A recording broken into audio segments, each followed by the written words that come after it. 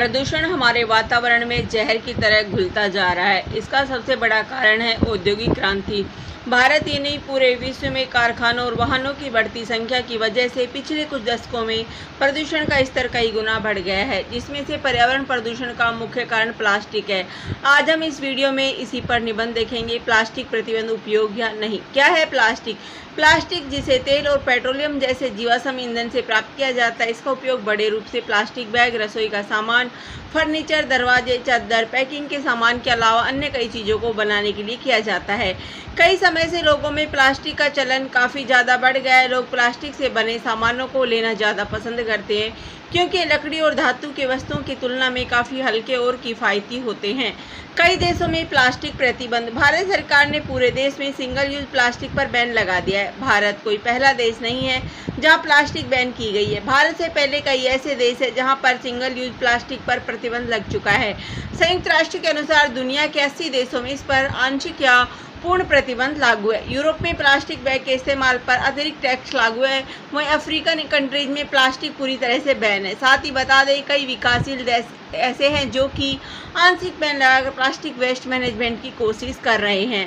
अलग अलग देशों में अलग अलग तरीके से बैन लगाया गया है। हालांकि सिर्फ प्लास्टिक बैगों पर प्रतिबंध लगाने से इस समस्या का हल नहीं हो सकता। पर्यावरण की रक्षा के लिए हमें अन्य प्लास्टिक वस्तुओं पर भी प्रतिबंध लगाने की आवश्यकता है।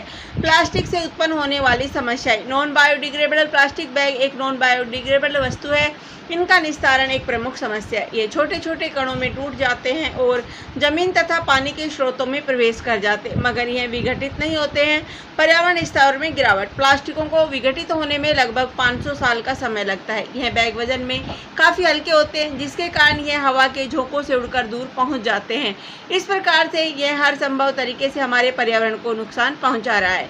पशुओं और समुद्री जीवों के लिए हानिकारक। पशुओं और समुद्री जीवों को अपने भोजन के साथ प्लास्टिक को भी खा लेते हैं। वे प्लास्टिक पचा नहीं सकते, इसलिए उनके आंतों में फंस जाती है। इस प्रकार से विभिन्न पशुओं और समुद्री जीवों के आंतों में काफ़ी मात्रा में प्लास्टिक जमा हो जाता है, जिससे यह उनके स्वास्थ्य की कई समस्याओं का कारण बनती है। ऐसे ही प्लास्टिक बैगों के द्वारा उत्पन्न कचरा पशुओं के असमय मृत्यु का सबसे बड़ा कारण बनता जा रहा है।